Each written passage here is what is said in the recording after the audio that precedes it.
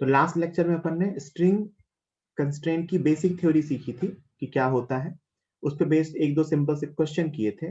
वैसे ही एक दो क्वेश्चन और करेंगे। और स्ट्रिंग कंस्ट्रेंट का जो सबसे इंपॉर्टेंट पार्ट होता है वो पुलीज में होता है कि पुली मूव कर रही हो तो वहां स्ट्रिंग कंस्ट्रेंट लगाना, जहां इसका सबसे ज्यादा यूज होता है। तो फिर अपन पुली से रिलेटेड भी कुछ प्रॉब्लम्स आज सॉल्व करेंगे। मूविंग पुली, पुली मूव हो तो क्वेश्चन कैसे सॉल्व करते हैं, पहले उसकी थ्योरी बताऊंगा, फिर उसके कुछ प्रॉब्लम्स करेंगे, है ना। चलिए एक एक करके स्टार्ट करते हैं। सबसे पहला आपके सामने ये क्वेश्चन है, जो मैंने स्ट्रिंग कंस्ट्रेंट पढ़ाया था उसके बेसिस पे आपके सामने ये क्वेश्चन है। ये एससीबी का भी क्वेश्चन है और ये आईआईटी में पूछा हुआ सवाल है। बहुत ही सिंपल सा क्वेश्चन है, आपको इसका आंसर बताना है एबीसीडी में से क्या हो। पुलिस दोनों फिक्स्ड है, ऐसा सिस्टम है कि पी और क्यू दोनों को नीचे की तरफ खींच रहे हैं यू स्पीड से। तो हमसे पूछा गया है कि ब्लॉक कितनी स्पीड से ऊपर जाएगा। दोनों साइड से रस्सी को पी और क्यू को यू स्पीड से नीचे खींच रहे हैं। तो हमसे पूछा है कि ये जो ब्लॉक वाला ये पॉइंट है एक तरह से, ये कितनी स्पीड से ऊपर जाएगा वी। और चार ऑप्शन है, two u cos theta, u cos theta, two u upon cos theta and u upon cos theta. Solve कीजिए, बताइए। 1 मिनट का टाइम दे रहा हूं, बहुत सिंपल क्वेश्चन है, फिर भी सोचने के लिए और सही आंसर लिखने के लिए 1 मिनट का टाइम दे रहा हूं। तो इसका सही आंसर सी नहीं है। इसका सही आंसर डी है। यही काम की बात है इसमें, है ना, यही काम की बात है। देखो ध्यान से, दो स्ट्रिंग है सवाल में, साफ साफ दिख रही है ना। इस स्ट्रिंग की बात कर लेते हैं जो पी से लगी है, तो ये एंड यू से जा रहा है और ये एंड इधर वी से जा रहा है, तो मैं वी का इधर कंपोनेंट ले लेता हूं, वी कॉस थीटा। इस स्ट्रिंग पे लगाया मैंने स्ट्रिंग कंस्ट्रेंट, तो क्या लिखूंगा, v cos theta is equal to u, so v is equal to u upon cos theta. खत्म क्वेश्चन। इतना सही सवाल था। अब तुम कहोगे सर दूसरी साइड भी तो है, ले जाओ ना, ये वी से जा रहा है, दूसरी स्ट्रिंग पे सेपरेट फिर से लगा लो, फिर से v cos theta equal to u. सही है ना। तो आप या तो लेफ्ट वाले में लगाओ या तो राइट वाले में लगाओ। दोनों ऐड क्यों कर रहे हो, ऐड नहीं करना है ना, किसी एक स्ट्रिंग पे लगाओ। ये एक स्ट्रिंग है लेफ्ट वाली, राइट वाली एक स्ट्रिंग है, तो मैंने लेफ्ट वाली स्ट्रिंग पे लिख लिया, तो v cos theta equal to u, तो भी वही आंसर आएगा। राइट वाले पे लिखूंगा तो भी वही आएगा। मतलब ये अगर इस स्पीड से ऊपर गया ना, तो इसके ऊपर जाने से ये दोनों स्ट्रिंग साथ साथ ढीली हो रही है ना। तो ऐसा नहीं करेंगे कि दोनों को ऐड कर देंगे, नहीं, किसी एक स्ट्रिंग को लो, उसको जैसे मैंने सिखाया था, एक स्ट्रिंग के दोनों एंड पे जो दो पार्टिकल्स हैं उनकी वेलोसिटी का कंपोनेंट निकालो स्ट्रिंग की लेंथ के अलोंग, है ना। तो बहुत सिंपल सा क्वेश्चन है, लेकिन इसमें गलती होती है, ध्यान रखिए, ठीक है।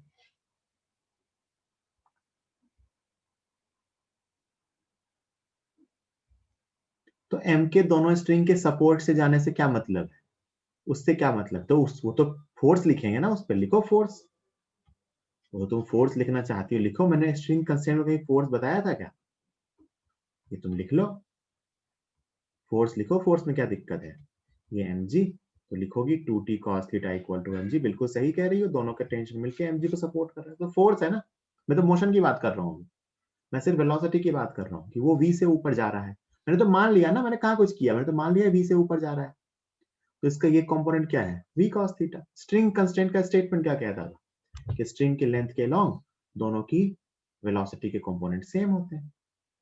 तो स्ट्रिंग मैंने मान लिया, ये तो ऑब्वियस सी बात है ना, ये ऊपर जाएगा, तो मैंने मान लिया v से ऊपर जा रहा है, तो इसकी वेलोसिटी का कंपोनेंट स्ट्रिंग के लॉन्ग लिया, वो कितना आएगा, v cos थीटा, वो u के इक्वल होगा। क्वेश्चन खत्म, है ना। यही सीखा है अपन ने, बेसिक फंडामेंटल तो यही है। चलिए अगला क्वेश्चन, बाद में इसको आप नोट कर लेना। ये क्वेश्चन, क्वेश्चन नंबर 2, ये सिंपल है, इसका आंसर बताइए। मतलब इसका आंसर ऐसा लिखने की नीड नहीं है, लिखने में आपको दिक्कत आएगी, सॉल्व कर लो, मतलब ये इसके ऑप्शंस नहीं है। यहाँ आपको v1/v2 का रेशियो बताना है। ये दो ब्लॉक जमीन पे चल रहे हैं, ऐसे रस्सी से बांध रखे हैं, तो v1/v2 का रेशियो बताना है। बेसिक थ्योरी तो वही है।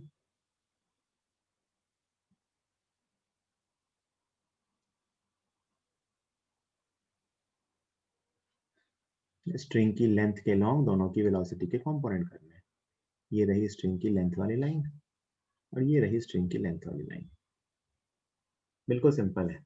वेलोसिटी का इधर की तरफ कंपोनेंट आएगा v1 cos θ1, ये आगे जा रहा है, ये एंगल छोटा है तो इसका कंपोनेंट इस तरफ आएगा, और ये v2 का कंपोनेंट बेटा इस तरफ आएगा, ये एंगल θ2 तो ये एंगल भी θ2, तो ये एंगल आएगा, ये कंपोनेंट आएगा v2 cos θ2।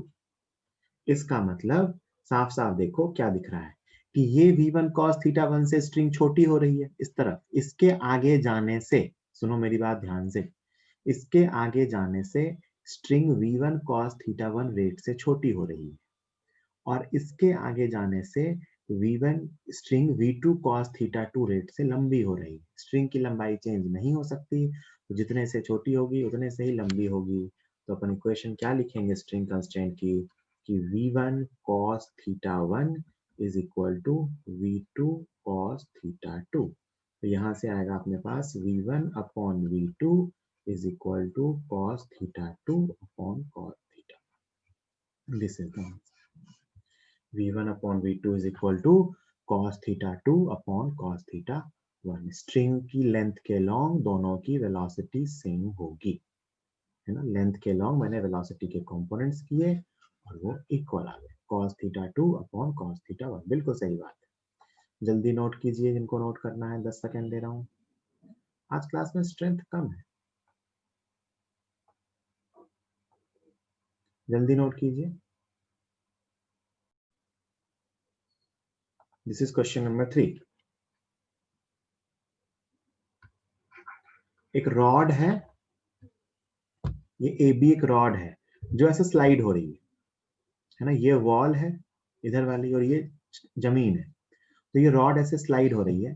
इस गिवन इंस्टेंट पे रॉड का ये एंड जो है ये u स्पीड से नीचे जा रहा है, तो आपसे पूछा है find out the velocity of and b of the rod that always remain in contact, rod always remain in contact the vertical wall. हाँ, इसके हमेशा कांटेक्ट में है, ये पॉइंट हमेशा u से नीचे आ रहा है इस इंस्टेंट पे, तो ये कितने से आगे जा रहा होगा ये पूछा है। बताइए जरा लिख के। कंस्ट्रेंट मोशन यूज करनी है, स्ट्रिंग कंस्ट्रेंट, क्योंकि रॉड की लेंथ भी चेंज नहीं हो सकती।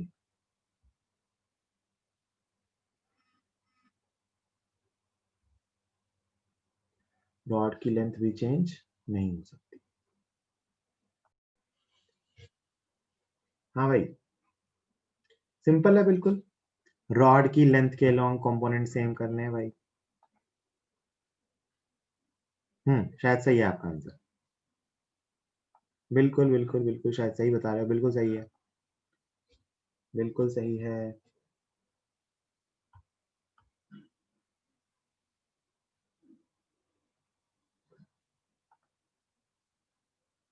खुशी उल्टा आ गया है शायद, देखते हैं। ये रही रॉड की लेंथ वाली लाइन। एंगल वेक्टर निकालते टाइम ना अपने को बिल्कुल फील भी आनी चाहिए कि अपन क्या कर रहे हैं, है ना। एग्जैक्टली अपन क्या लिख रहे हैं ये अपने को पता होना चाहिए। ये रही रॉड की लेंथ वाली लाइन, ये एंगल थीटा है तो ये एंगल थीटा होगा, है ना, और ये एंगल 90 माइनस थीटा होगा। तो u का रॉड के लॉन्ग कंपोनेंट क्या आएगा, u cos 90 माइनस थीटा, क्या आएगा, u cos 90 minus theta. Rods के साथ वो 90 माइनस थीटा के एंगल पे है, और इसको मैं कुछ वेलोसिटी ऑफ b मान लेता हूं, is equal to velocity of b cos theta, ये कंपोनेंट। अगर उसको vb मानो तो ये कंपोनेंट क्या आएगा, vb cos थीटा, ये कंपोनेंट क्या आएगा, u cos 90 माइनस थीटा, दोनों इक्वल है। सो u cos थीटा, सॉरी ये बन गया अपना u sin theta, u sin theta is equal to vb cos theta, so vb is equal to u tan theta। b की velocity कितनी आ जाएगी, b tan theta। क्यों, क्योंकि रॉड की लेंथ चेंज नहीं हो सकती। एक साइड रॉड की लेंथ जिस रेट से डिक्रीज होगी, दूसरी साइड रॉड की लेंथ उसी रेट से इंक्रीज होनी चाहिए। यहाँ से रॉड का ये सिरा पास आ रहा है जो रॉड की लेंथ को कम करना चाह रहा है, और ये रॉड की लेंथ को बढ़ाना चाह रहा है। दोनों की वैल्यू इक्वल होनी चाहिए क्योंकि रॉड इनएक्सटेंसिबल है। The answer is VB is equal to U tan theta, है ना। क्वेश्चन की लैंग्वेज के अलावा आपको जो डायग्राम में जहां जो लिखना है वो लिख लीजिए। 10 सेकेंड दे रहा हूं, फिर आगे बढ़े। क्वेश्चन की जगह खाली छोड़नी है, बाद में अपन उसमें अपडेट।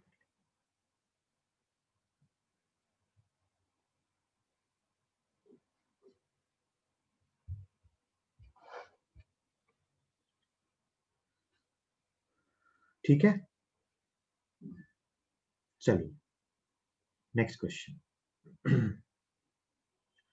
नेक्स्ट क्वेश्चन जो है उसका टॉपिक मैं भी आपको पढ़ाने वाला हूं, बट मैंने आपको जितना जितना सिखाया है उस बेसिस पे सोच के इसका आंसर सोचो क्या होगा। बाय ऑब्जर्वेशन या सोच के बताओ इसका आंसर क्या होगा। कि क्वेश्चन में आपको साफ साफ दिख रहा होगा। क्वेश्चन में ऐसा है कि एक स्ट्रिंग है जिसको यहाँ से बांध रखा है और पुली से होते हुए वो स्ट्रिंग एक ब्लॉक से लगी हुई है और हम पुली को खींच के ले जा रहे हैं यू से। तो हमें बताना है कि ब्लॉक कितनी वेलोसिटी से जा रहा है। स्ट्रिंग को यहाँ दीवार से बांध रखा है और स्ट्रिंग ऐसे घूम के आ रही है और ब्लॉक पे लगी है और हम पुली को खींच रहे हैं यू से। तो हमें बताना है ब्लॉक किस वेलोसिटी से जा रहा होगा। बताइए। बाय ऑब्जर्वेशन बताना है, या जितना आप सोच पाते हो कि स्ट्रिंग की लेंथ चेंज नहीं हो सकती, इन चीजों को यूज करके अपने को बताना है कि ब्लॉक की वेलोसिटी क्या होगी। आपको ये पता है कि स्ट्रिंग की लेंथ चेंज नहीं हो सकती। तुम्हें सोचने में हेल्प करने के लिए मैं एक डायग्राम और बना रहा हूं इसके नीचे कि कुछ टाइम के बाद ये पुली यहां पहुंच चुकी होगी। तुम्हें सोचने में हेल्प करने के लिए मैं एक डायग्राम और बना रहा हूं कुछ टाइम बाद का। कुछ टाइम बाद ये पुली यहां पहुंच चुकी होगी, है ना। यहां से ये पुली चल के आगे पहुंच चुकी होगी। तो आपको सोचना है कि ब्लॉक कितना चल चुका होगा।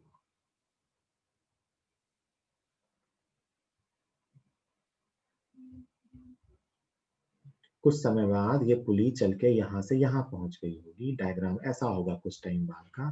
तो ब्लॉक कितना चल चुका होगा। अब लोगों के आंसर चेंज होने लग गए। बिल्कुल सही कह रहे हो, इसका आंसर ए है। इसका आंसर ए है। तो ब्लॉक की स्पीड 2u होगी। ब्लॉक की स्पीड क्या होगी? 2u। ठीक है। क्यों होगी 2u?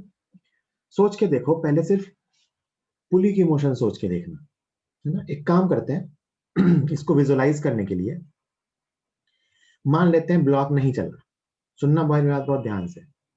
मान लेते हैं ब्लॉक नहीं चला, ब्लॉक यहीं रहता, ऐसा एज्यूम कर लेते हैं, है ना। और मान लेते हैं ये पुली यहां से यहां एक्स चली। सुनना मेरी बात ध्यान से, मैं क्या कह रहा हूं। मान लेते हैं ब्लॉक नहीं चला और पुली आगे चली एक्स। तो ध्यान से देखो, स्ट्रिंग की लंबाई यहां से यहां तक तो सेम ही है, यहां से यहां तक तो सेम ही है। ये पार्ट भी पुली का सेम है। ये स्ट्रिंग एक्स्ट्रा ऐड हुई। पुली के एक्स चलने से दोनों तरफ एक्स और एक्स स्ट्रिंग एक्स्ट्रा ऐड हुई। अगर मैं मानूं कि ब्लॉक को मैंने जस्ट होल्ड कर रखा है, मैं मान लो स्ट्रिंग के जगह वो कहीं रबर लगा हुआ है, ऐसा सोचता अगर मैं, तो आप कहते हैं कि इसको यहाँ पे फिक्स करके इसको खींचते हैं। तो इसको अगर x आगे खींचा है तो ये लंबाई भी x ऐड होगी और ये लंबाई भी x ऐड होगी। मतलब स्ट्रिंग 2x से टाइट हो गई। स्ट्रिंग जो है वो 2x से टाइट हो गई। क्या स्ट्रिंग टाइट हो सकती है? नहीं। क्या स्ट्रिंग खींच सकती है 2x से? नहीं। तो जितना खींचा है उतना ही ढीला होगा। तो एक्चुअली ये ब्लॉक जिसको अपन ने रुका हुआ माना था, ये इस स्ट्रिंग को 2x ढीला करने के लिए आगे आएगा। कितना आगे आएगा? 2x।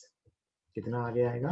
2x। मैंने क्या कहा? पुली के x चलने से स्ट्रिंग 2x टाइट हो रही है, तो ब्लॉक के चलने से उसे 2x ढीला भी होना होगा, है ना। 2x टाइट हुई तो 2x ढीला, क्योंकि स्ट्रिंग की लेंथ चेंज नहीं हो सकती। तो अगर स्ट्रिंग x चला है, सॉरी पुली x चला है, तो उतने टाइम में ब्लॉक 2x चला है। तो अगर पुली u से चला होगा तो ये ब्लॉक कितने से चला होगा?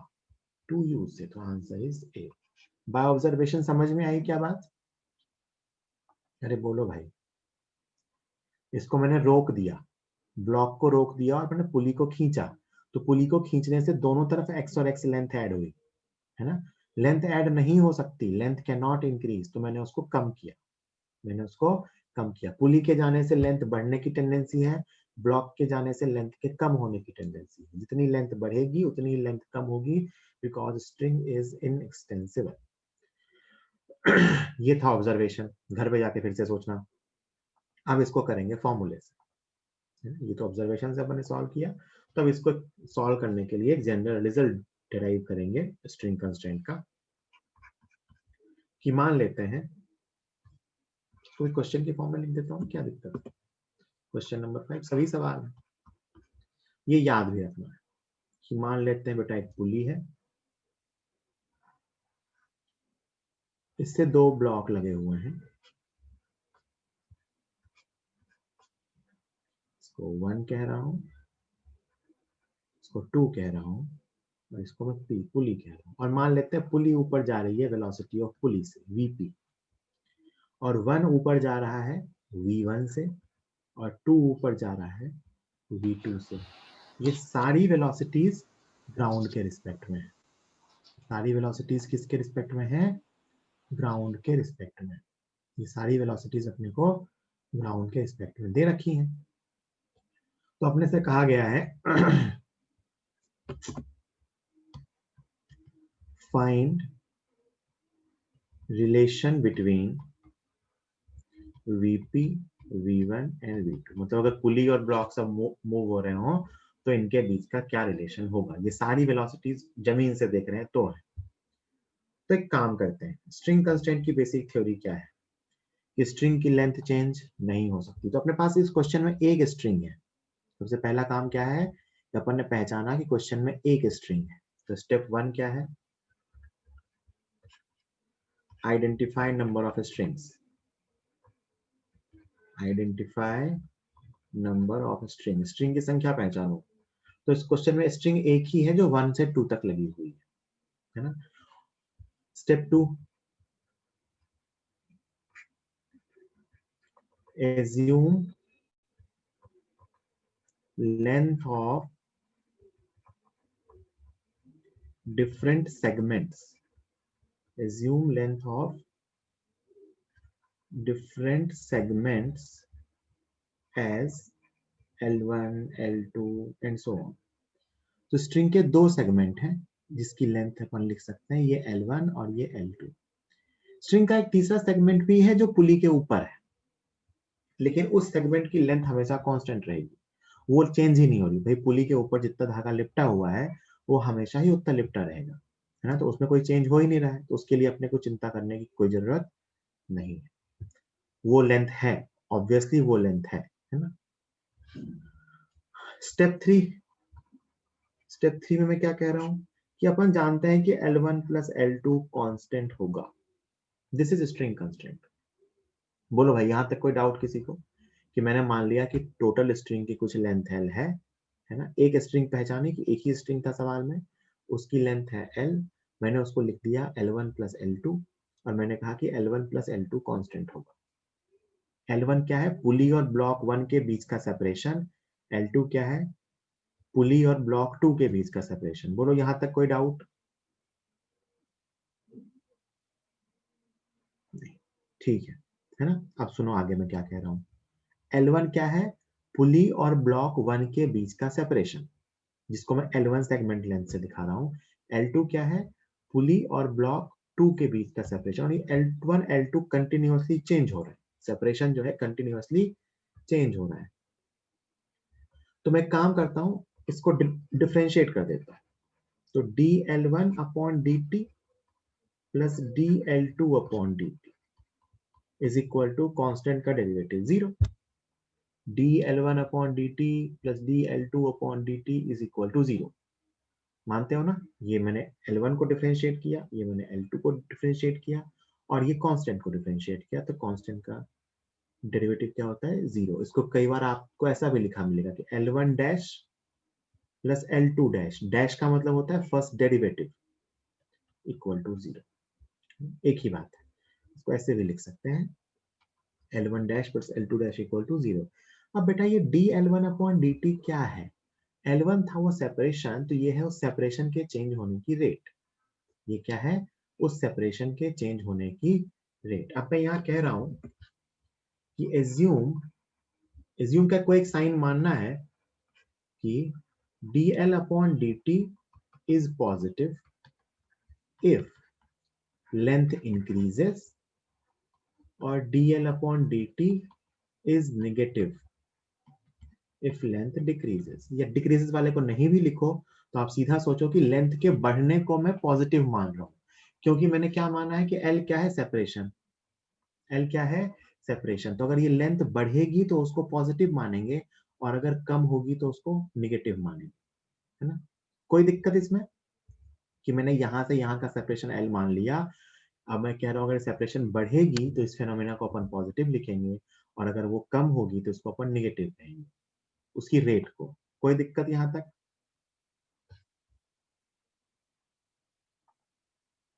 ठीक। अब सुनो मेरी बात, ध्यान से देखना सिर्फ इस सेगमेंट को, बाकी कुछ मत देखना, बाकी कुछ मत देखना, सिर्फ इस सेगमेंट को देखना, L1 सेगमेंट को। पुली के जाने से ये सेगमेंट की लेंथ बढ़ रही है। ध्यान से सिर्फ इस सेगमेंट को देखिएगा। पुली अभी जो डायग्राम में जो पुली की वेलोसिटी बना रखी है, पुली आगे जाएगा तो ये पॉइंट भी आगे जाएगा, ये पॉइंट वीपी से। तो पुली के जाने से ये लेंथ बढ़ रही है और ब्लॉक के जाने से ये लेंथ कम हो रही है।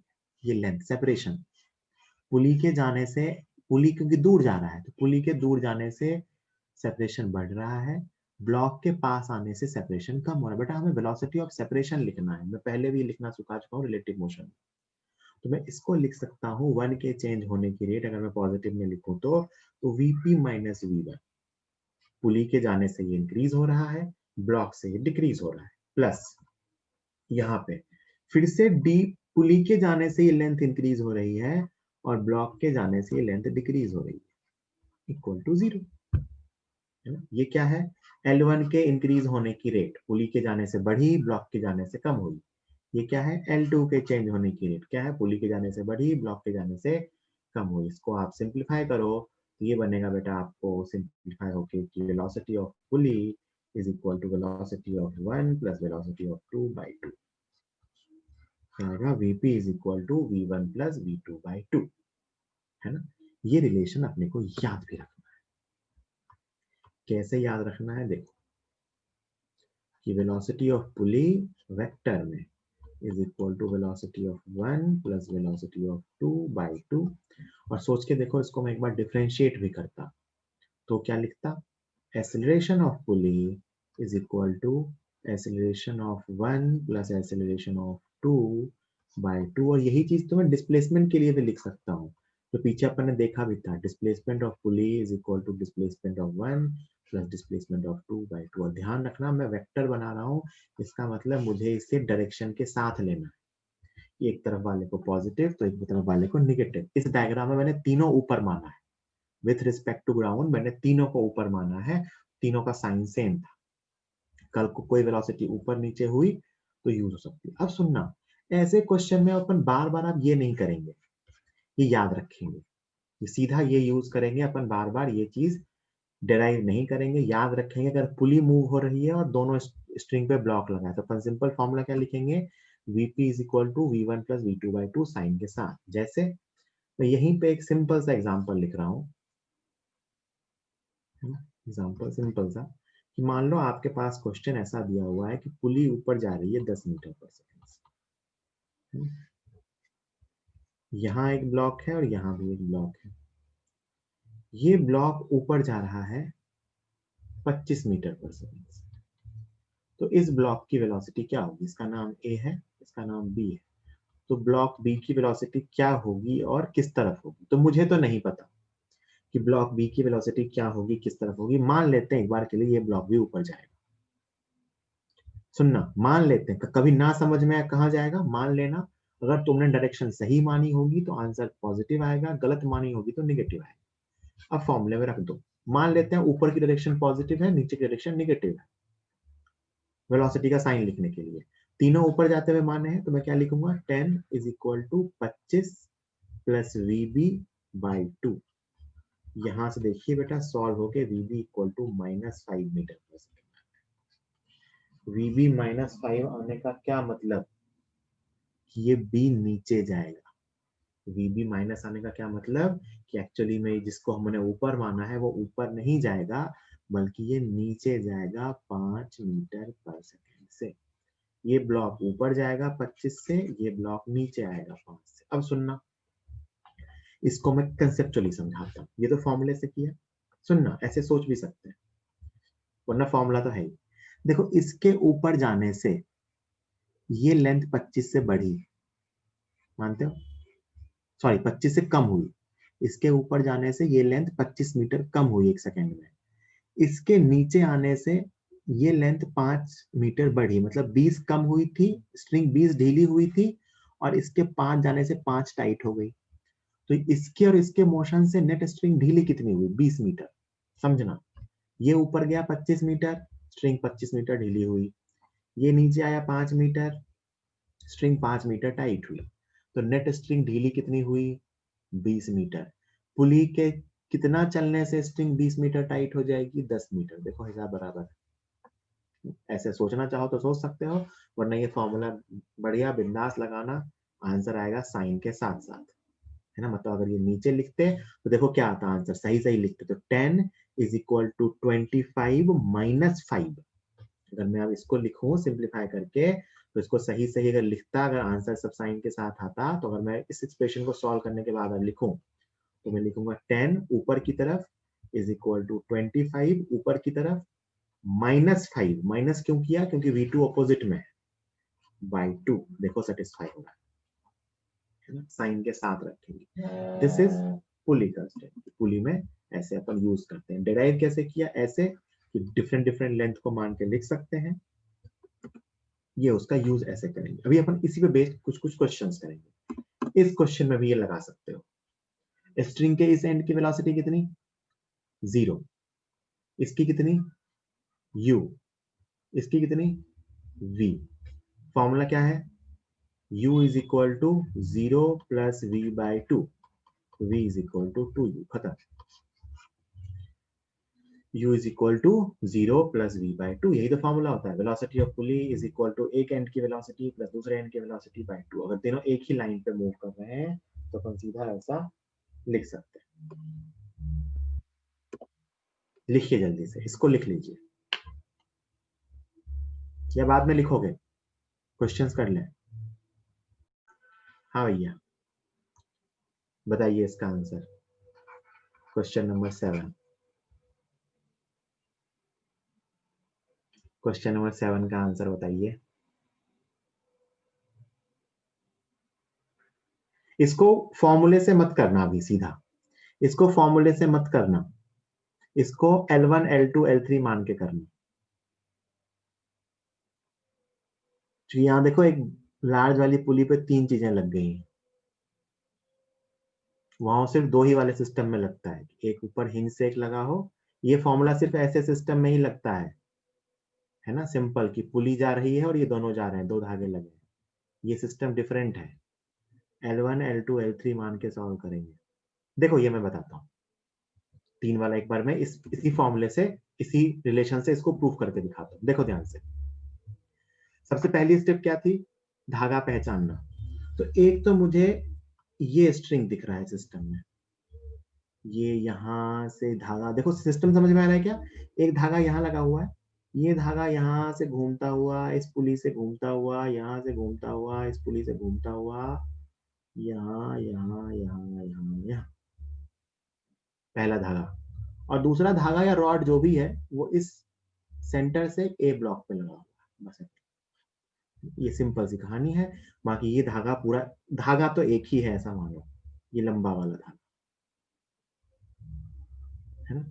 तो एक चीज तो मैं यहां से कह सकता हूं, वो क्या चीज है कि अगर ये ब्लॉक 0.6 मीटर पर सेकेंड से आगे जा रहा है तो ये पुली भी 0.6 से आगे जाएगी। ये मैं फिक्स श्योरली कह सकता हूं कि क्योंकि ये दोनों एक ऐसे 2 ब्लॉक हो गए ना, ये तो 2 ब्लॉक सीधे सीधे लगे हुए हैं। तो अगर एक 0.6 से आगे जा रहा है तो दूसरा भी 0.6 से आगे जाएगा, ये पक्की बात है। ये मैं श्योर शॉट कह सकता हूं कि ये ब्लॉक है और इससे तुम बाकी सब भूल जाओ, ये पुली लगी हुई है। और ये ब्लॉक अगर आगे जा रहा है 0.6 मीटर पर सेकंड से, तो ये पुली भी आगे जाएगी 0.6 मीटर पर सेकंड से। बोलो कोई दिक्कत किसी को इसमें? वो ब्लॉक पुली से सीधा अटैच है, ट्रेन की तरह खींच के ले जा रही है उसको। ये बात समझ में आती है कि वो ब्लॉक अगर ए से जा रहा है तो पुली ए से जाएगा, या ब्लॉक अगर 0.6 से जा रहा है तो वो पुली 0.6 से जाएगी। ठीक, अब सुनना, उसका काम हो गया, ब्लॉक ए का काम खत्म। ब्लॉक ए का काम सिर्फ इतना था कि हमने पुली को वेलोसिटी दे दी। कितनी? 0.6। अब मैं लिखूंगा, मान लेते हैं ये नीचे जा रहा है वीबी से, मान लेते हैं, तो इसके नीचे जाने से ये एंड जो है ये वीबी से आगे जाएगा। इधर कोई भी पॉइंट लेना, ये वीबी से आगे जाएगा। ठीक है, अब मैं अपने कहानी के अनुसार स्ट्रिंग के नाम दे रहा हूं। स्ट्रिंग की ये लेंथ L1 पहली लेंथ, ये लेंथ L2, ये लेंथ L3 और ये लेंथ L4 है ना। ये चार लेंथ हैं, L1, L2, L3 और L4। इसको यहां से हटा दो, वहीं रहने दो। L1, L2, L3, L4 and के नाम देंगे बस। यहाँ L1 क्या है? ये वाली लंबाई, सबको दिख रहा है ना? L1 क्या है? ये वाली लंबाई। L2 क्या है? ये वाली लंबाई। L3 क्या है? ये वाली लंबाई। L4 क्या है? ये वाली लंबाई। मैं एक बार दूसरा डायग्राम बना देता हूँ ताकि तुम्हें साफ साफ दिखे। ये यहां से यहां, यहां। बढ़िया क्वेश्चन है, बहुत ध्यान समझना। सीख गए तो सीख गए। तुम्हारे लिए इस चित्र को लार्ज करके बना दिया गया है, सिर्फ तुम्हारे लिए।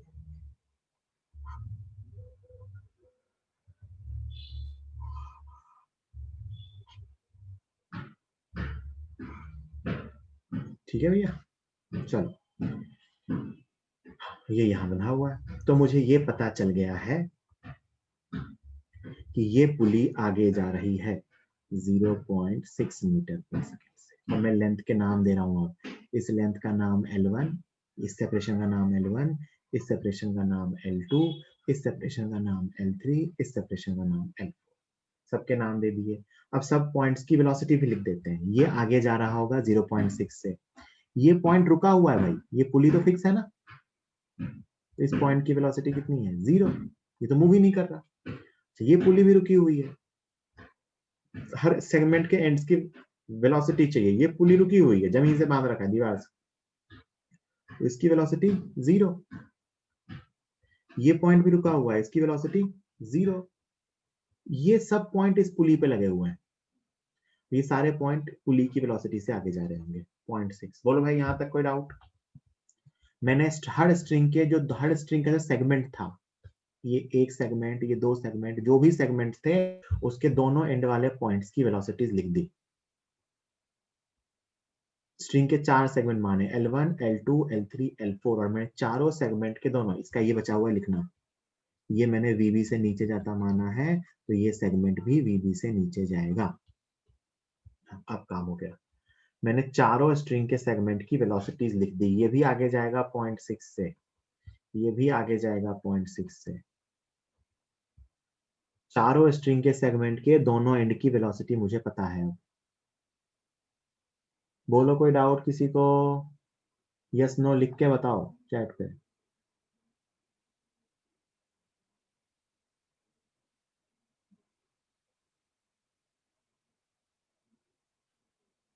ठीक है, नो डाउट। अब बस वैल्यू रखनी है। हो गया, अब नहीं लिखना है। हो गया, अब नहीं लिखना है। ठीक है, अब सुनिए मेरी बात। ये ऐसे इतना डिटेल में समझा रहा हूँ, इतना लिखने की जरूरत होती नहीं, आप देख के तुरंत समझ जाओगे। तो मैं लिख रहा हूँ L1 plus L2 plus L3 plus L4 equal to constant, है ना। इसका डेरिवेटिव एक डैश लगा दिया ऊपर 0। तो बार बार दो चीज नहीं लिखेंगे, एक ही लाइन लिखेंगे, L1 dash plus L2 dash plus L3 dash plus L4 dash equal to 0। Dash मतलब डेरिवेटिव। अब L1 डैश, L1 डैश मतलब L1 के इंक्रीज होने की रेट। देखो भाई, ये चीज रुकी हुई है और ये 0.6 से पास आ रही है, मतलब इसकी लेंथ इंक्रीज क्या डिक्रीज हो रही है। तो L1 के इंक्रीज होने की रेट है -0.6। L1 के इंक्रीज होने की रेट क्या है -0.6। मैंने क्या कहा था, इंक्रीज होने की रेट को पॉजिटिव मानना, तो यहाँ तो L1 डिक्रीज हो रहा है तो -0.6। सिमिलरली L2 ये भी डिक्रीज हो रहा है -0.6 प्लस L3 डैश, L3 ये यहाँ रुका हुआ है और ये यहाँ से ये भी डिक्रीज हो रहा है -0.6 प्लस ये रुका हुआ है, ये यहाँ इंक्रीज हो रहा है तो plus VB equal to 0। Question खत्म। VB is equal to 1.8 metre per second. Block B कितनी वेलोसिटी से जा रहा है 1.8 मीटर पर सेकेंड की वेलोसिटी से। बस। अच्छा देखो, बाय ऑब्जर्वेशन भी सोच सकते थे, ये अगर x आगे आया, ये गोल वाली पुली यहीं से भी देख सकते हो, ये अगर x आगे जाएगा तो इसके x जाने से ये स्ट्रिंग भी x ढीली होगी, ये स्ट्रिंग भी x ढीली होगी और ये स्ट्रिंग भी x ढीली होगी। इसको मैं अगर x आगे खिसका दूं तो ये लेंथ और ये लेंथ तीनों x x x से ढीली हो गई, मतलब स्ट्रिंग 3x से ढीली हो गई तो ये 3x से टाइट होगा, तो इसकी वेलोसिटी जो होगी उसकी वेलोसिटी 3 टाइम्स आएगी। खत्म। सीधे भी सोच सकते ये स्ट्रिंग कितनी ढीली और कितनी टाइट हो रही है। ठीक है, नेक्स्ट स्लाइड पे चलें। देख लो, किसी को कुछ पूछना हो तो पूछ लो, लिख बाद में लेना। कुछ पूछना हो तो पूछ लो, देख के समझ लो, कुछ पूछना हो तो पूछ लो।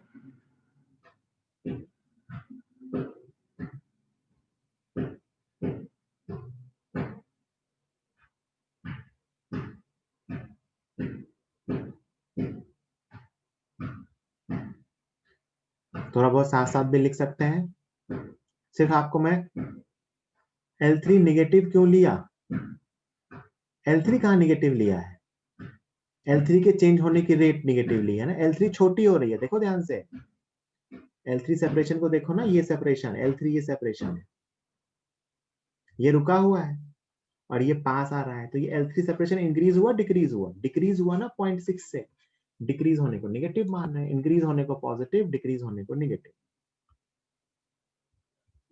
और बताओ। ठीक है, आगे चले। मैं आपको लिबर्टी दे रहा हूं सिर्फ क्वेश्चन लिखने का टाइम बचाने का, सॉल्यूशन आपको करना है खुद से, उसके लिए टाइम ले रहे हैं अपन। चलिए आगे चलते हैं। ये क्वेश्चन है, क्वेश्चन नंबर 8।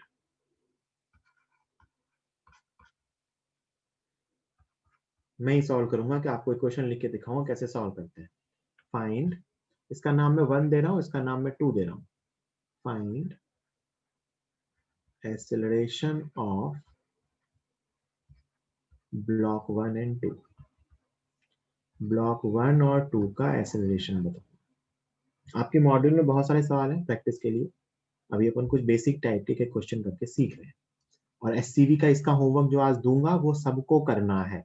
आज जो इसका होमवर्क दूंगा, पुली मूविंग वाला होमवर्क आज का, वो सबको करना है कंपल्सरीली, है ना, तभी पुली के क्वेश्चन सीख पाओ, है ना। तो क्या बताया मैंने, हाँ मान लिया मैंने 1 और 2 दोनों के एक्सेलरेशन पूछे हैं। ठीक है, यहाँ तो कुछ पता ही नहीं है तो एबीडी बनाना पड़ेगा, बना लेते हैं। मान लेते हैं बेटा इस पे इधर लगा mg, यहाँ सब कुछ एक साथ करना है। यहाँ लगा टेंशन, बेटा यहाँ टेंशन टी है ना, तो यहाँ टेंशन 2t होगी और यहाँ टेंशन 2t होगी, तो इस स्ट्रिंग में टेंशन 2t होगी, दो स्ट्रिंग क्वेश्चन में, है ना। और इस पे इधर भी mg लगेगा। ये मैंने सारे फोर्सेस बनाए हैं, बोलो समझ में आ रहा है क्या। ये मैंने इसका एफबीडी बनाया है, ये टी, यहाँ 2t, यहाँ भी 2t, यहाँ भी 2t, यहाँ पे एक्चुअली 4t आएगी टेंशन, इसे डबल हेडेड एरो से बना सकते हैं 4t, उसको पूछा नहीं है। बाकी ये इसका फ्री बॉडी डायग्राम है टेंशन के टर्म में, है ना। तो मैं इनमें से कुछ चीजें हटा दे रहा हूँ, आपको बना के दिखा दिया, जिसकी जरूरत नहीं है उसको हटा दे रहा हूँ, है ना। यहाँ पे टेंशन टी, यहाँ पे 2t, बस ये चाहिए और ये चाहिए, इतना काम का है। बोलो भाई, कोई दिक्कत किसी को यहाँ तक? मैंने बस टेंशन लिखी है, आगे भी लिखूंगा। अपन जानते हैं ना, यहाँ की टी तो वहां की 2t होती है पुली के एफबीडी से, तो ये टेंशन बना ले। अब मान लेते हैं एक्सेलरेशन भी मान लेते हैं, है ना। तो ध्यान से देखना एक्सेलरेशन, मान लेते हैं ये पुली नीचे जाएगी A1 से। कितने से नीचे जाएगी पुली? A1 से। ऊपर वाले पुली को जहां मर वहां जाता मान सकते हो, कोई दिक्कत नहीं है। मान लेते हैं सुविधा के लिए कि ये पुली ऊपर जा रही है A2 से। बेटा ये पुली अगर A2 से, सॉरी, ये ब्लॉक अगर A2 से ऊपर जाएगा तो ये पुली A2 से नीचे आएगी। सोच के देखिए, यहां से यहां तक एक ही धागा है, ये एक ही धागा है। तो ये ब्लॉक अगर A2 से ऊपर गया तो ये पॉइंट ऑब्वियसली A2 से नीचे आएगा, पक्के से। मैंने ये ब्लॉक ऊपर A2 जाता मान लिया, ये ब्लॉक अगर A2 से ऊपर गया तो ये पक्के से A2 से नीचे आएगा, और इसको तो मैंने A1 से जाता हुआ माना। तो अपने पास वेरिएबल्स क्या क्या है? वेरिएबल्स वेरिएबल्स है T, A1, A2, तीन वेरिएबल है। तो इक्वेशन भी तीन चाहिए। तो देखो मैं तीनों इक्वेशन लिख रहा हूँ। पहली इक्वेशन ब्लॉक 1 पे न्यूटन्स लॉ की इक्वेशन, ब्लॉक 1 पे न्यूटन्स लॉ की इक्वेशन लिखूंगा, mg minus tension is equal to ma1। This is equation of Newton's law on block 1। Block नीचे जा रहा है, माना है अपन ने, मतलब mg minus T is equal to a1। दूसरा ब्लॉक 2 पे न्यूटन्स लॉ की इक्वेशन, दैट इज 2t ऊपर की तरफ minus mg is equal to ma2। ये दूसरी इक्वेशन। और अब लिखेंगे तीसरी इक्वेशन। बेटा ये जो आपको सिखाया ना, ये कहानी करना, ये ऐसे ही नहीं सिखाया, सिर्फ यही नहीं पूछते। एक्चुअली ये तीसरी इक्वेशन चाहिए होती है, और तीसरी इक्वेशन होती है कंस्ट्रेंट मोशन की। तीसरी इक्वेशन क्या होती है? कंस्ट्रेंट मोशन की। ध्यान से देखिए, ये पुली, ये पॉइंट रुका हुआ है, ये पुली नीचे आ रही है A2 से, और ये ब्लॉक नीचे आ रहा है A1 से। तो कंस्ट्रेंट की इक्वेशन लिख सकता हूँ A1 is equal to 2A2, constraint की इक्वेशन।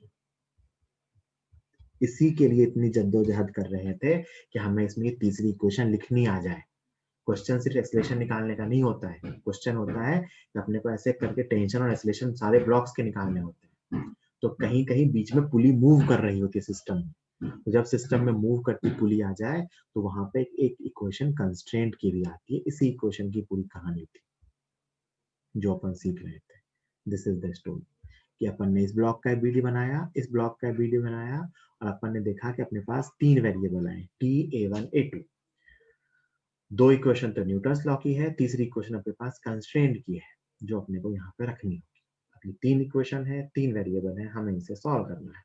आराम से सॉल्व हो सकता है, ऊपर वाले को 2 से मल्टीप्लाई करके फर्स्ट सेकेंड को ऐड कर लेंगे, है ना। इसको सॉल्व करना अपने को आता है ना, तो दो ऐड करके ऐड कर लेंगे, मतलब इक्वेशन 1 इंटू 2 प्लस इक्वेशन 2, है ना। तो इक्वेशन 1 इंटू 2 मतलब 2mg minus 2t equal to 2ma। तो ऐड करेंगे तो 2t कैंसिल हो जाएगा, तो 2mg minus mg is equal to 2ma1 plus ma2। यहां से क्या बना? mg is equal to m 2a1 plus a2, है ना। m से m भी कैंसिल हो गया, और तुम्हें पता है a1 की वैल्यू 2a2 है, तो ये बन गया यहाँ से 4a2। कितना बन गया? 4a2 plus a2 5a2। तो यहाँ से a2 की वैल्यू आ गई बेटा g/5। कितनी आ गई? g/5। और a2 आ गया तो a1 भी आ जाएगा, a1 is equal to 2g/5। ये सॉल्व करने के लिए जो तीसरी इक्वेशन लगती है वो सीख रहे हैं हम, जिसको अपन कह रहे हैं कंस्ट्रेंट की इक्वेशन। इसको लिखिए अभी, इसको अभी लिखिए खुद से तो फील आएगी। अभी लिखिए, क्वेश्चन भी खुद से लिखिए और तब स्क्रीन पे देखिएगा। 2-3 मिनट का टाइम दे रहा हूँ, इसको अभी लिखिए खुद से वीडियो बना के, और कोई डाउट है तो चैट पे लिख के या अनम्यूट करके पूछिए। चलिए आगे चलते हैं।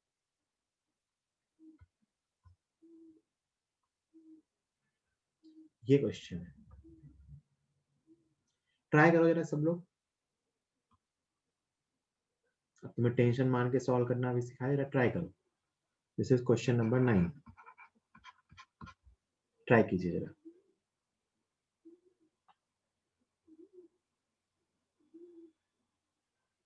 जैसे टेंशन मानना सिखाया, ए मानना सिखाया, वैसे ही ट्राई कीजिए।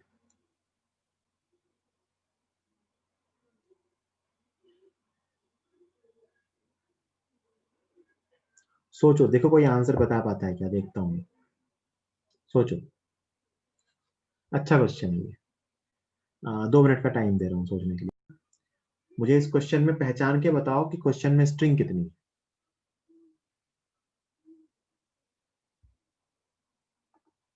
गुड, एक स्ट्रिंग है बस। क्वेश्चन में बस एक ही स्ट्रिंग है। अब सोचो, मैंने एक तरह से हिंट दी है। क्वेश्चन में एक ही स्ट्रिंग है बस। यहां से चालू हुई है, यहाँ से घूमते हुए घूमते हुए घूमते हुए घूमते हुए घूमते हुए घूमते हुए घूमते हुए घूमते हुए यहाँ से यहाँ भी लग गई है। कोई आंसर बताओ। ट्रिकी है ये क्वेश्चन।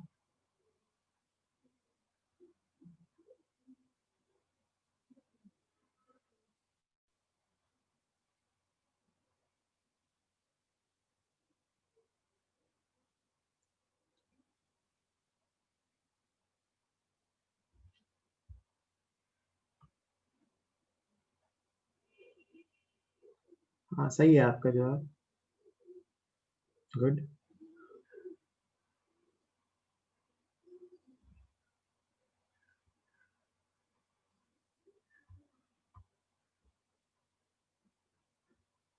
तो देखो,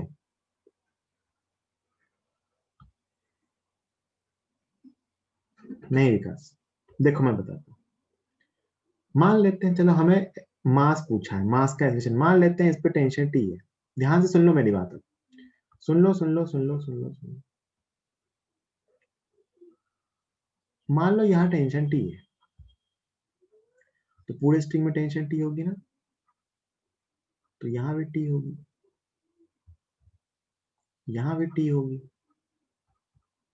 और यहाँ भी टेंशन टी होगी। एक स्ट्रिंग में टेंशन सेम होती है, यहाँ भी टेंशन टी होगी, है ना। हर जगह टेंशन टी होगी, हर स्ट्रिंग में टेंशन क्या होगी, टी, क्योंकि एक ही स्ट्रिंग है। लेकिन इस सिस्टम को यहाँ ध्यान से देखो, यहाँ यहाँ पे चित्र ऐसा बना हुआ है कि ये टी है, ये टी है। तो हम तो जानते हैं कि यहाँ की टेंशन 2t होती है। हम क्या जानते हैं, यहाँ की टेंशन 2t होती है। लेकिन यहाँ की टेंशन क्योंकि एक ही स्ट्रिंग है, तो आ क्या रही है, टी। इसका मतलब 2t और t इक्वल है। इसका मतलब 2t और t इक्वल है। ऐसा तभी पॉसिबल है जब टेंशन 0 हो। ऐसा तभी पॉसिबल है जब टेंशन 0 होगी। भाई पूरी एक ही स्ट्रिंग है, हर जगह टेंशन t होगी, ये तो मुझे पता चल गया। पूरे धागे में हर जगह टेंशन सिर्फ t हो सकती है। और मैंने इस पुली सिस्टम को देखा, तो मैंने कहा कि ये तो मुझे पता है कि यहाँ टेंशन टी, तो यहाँ टेंशन 2t होती है। लेकिन ये वही धागा है, तो 2t बराबर t हो जाएगा। तो ये तभी पॉसिबल है जब t 0 होगा। और अब अगर मैं इस ब्लॉक को देखूं, तो इस ब्लॉक पे टेंशन 0 है, कोई टेंशन नहीं लग रही, नीचे की तरफ बस mg लग रहा है। तो इसका एक्सेलरेशन क्या होगा, g डाउनवर्ड्स। क्या होगा, g डाउनवर्ड्स। ठीक है, ये ट्रिकी क्वेश्चन होता है, ध्यान रखना, है ना। इसमें इसका फ्री फॉल होता है, ब्लॉक का फ्री फॉल मास पे डिपेंड ही नहीं करेगा। आप एम कुछ भी मास ले लो, ऐसा सिस्टम है कि घूम के एक ही रस्सी एक ही पुली पे 2 जगह से लग जाती है ना। तो ऐसे केसेस में इसका फ्री फॉल है। So the block will fall freely, the acceleration will be g। ठीक है, चलिए डायग्राम आप बना लीजिएगा। मैं एक क्वेश्चन और दे रहा हूँ, ये क्वेश्चन इस पर लिखा हुआ नहीं है, मैं खुद से लिख के दे रहा हूँ। क्वेश्चन नंबर 10, 10th क्वेश्चन में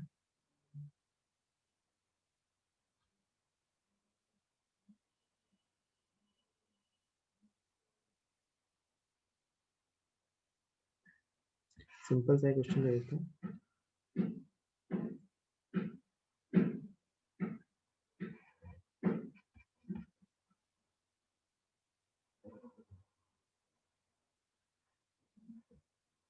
एससीवी का ही है एक तरीके से, आपको अभी सॉल्व करना है ना। ये मास भी m है और ये मास भी m है, दोनों मास आपको m के इक्वल दे रखे हैं। ये सिस्टम आपके सामने दे रखा है, ठीक। इसका नाम a दिया है, इसका नाम b दिया है। तो आपसे पूछा है find acceleration of block a and b। Block a और b का एक्सेलरेशन बताइए, बताइए चलिए। Find acceleration of block a and b, solve कीजिए।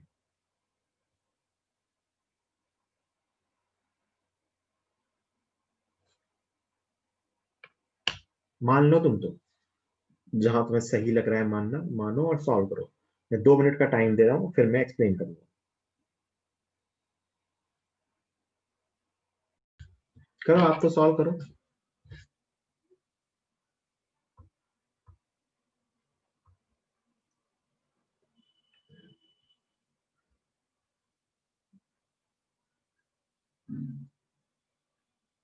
एम ब्लॉक पे इधर की तरफ टेंशन आएगा, और मान लेते हैं इसका एक्सेलरेशन इधर की तरफ ए ए होगा, है ना। ऑब्वियस सी बात है, एक ही फोर्स है इस पे हॉरिजॉन्टल में। इसका एक्सेलरेशन ए ए है, इसका एक्सेलरेशन 0 है, तो इसका एक्सेलरेशन ए ए बाई 2 होगा, है ना। और इसका एक्सेलरेशन ए बी है, इसका मतलब मैं यहाँ से कह सकता हूँ कि a b is equal to a a by 2। ये ए और बी के एक्सेलरेशन के बीच का रिलेशन है, मतलब अपनी कंस्टेंट वाली इक्वेशन, है ना। अच्छा, इसका टेंशन टी, तो इसका टेंशन यहाँ 2t होगा, तो इस पे ऊपर टेंशन 2t आएगा और इस पे नीचे mg आएगा, है ना। और इसका एक्सेलरेशन नीचे की तरफ माना है a b, which is equal to a a by 2। अब मैं इक्वेशन लिख रहा हूँ, कंस्टेंट की इक्वेशन लिख दी, एक इक्वेशन ये आ गई, A B equal to 2a। कैसे, ये ए से जा रहा है तो इसका एक्सेलरेशन उसका आधा जाएगा, और इसका एक्सेलरेशन वही होगा जो इस ब्लॉक का होगा, तो a b is equal to a by 2। अब मैं ए ब्लॉक पे इक्वेशन लिख रहा हूँ हॉरिजॉन्टल में, उस पे एक ही फोर्स है, tension is equal to mass into acceleration of a, है ना, सेकेंड इक्वेशन। और फिर बी ब्लॉक पे लिख सकता हूँ कि m g minus 2t is equal to mass into acceleration of b. This is third equation. और अब थर्ड इक्वेशन में मैं वैल्यू रख दूंगा t की, तो एम जी माइनस 2t मतलब 2ma is equal to m, a b की जगह मैं लिख सकता हूँ a इंटू ए बाय 2। ठीक है, ये मैंने वैल्यूज रख के सॉल्व करना स्टार्ट कर दिया। m कैंसिल हो जाएगा और यहाँ से g इक्वल टू आएगा 5a बाई 2, है ना। और यहाँ से a की वैल्यू आ जाएगी 2g by 5। This is acceleration of a and acceleration of b is 2g by 5 by 2, that is g by 5। तो ये इन दोनों के एक्सेलरेशन, तो b का, a का एक्सेलरेशन है 2g by 5 और b का एक्सेलरेशन है g by 5। ये रहे दोनों के आंसर। मतलब g को 10 मान ले तो एक का आंसर 2 है और एक का आंसर 4 है। किसी का सही आंसर आया था क्या? लेवांत आपका तो गलत था।